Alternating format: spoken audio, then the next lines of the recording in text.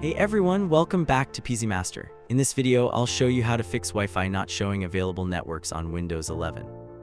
First, open Control Panel and change the view by option to large icons. Click Internet Options, then open the Advanced tab. Click Restore Advanced Settings, then click Apply and OK. Next, open the Settings app.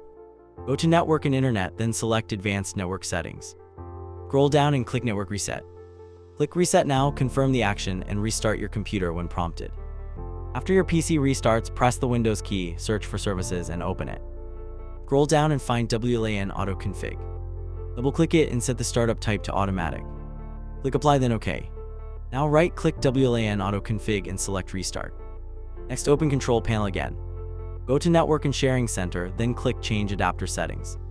Right-click your Wi-Fi adapter, select Disable, wait a few seconds, then right-click it again and select Enable.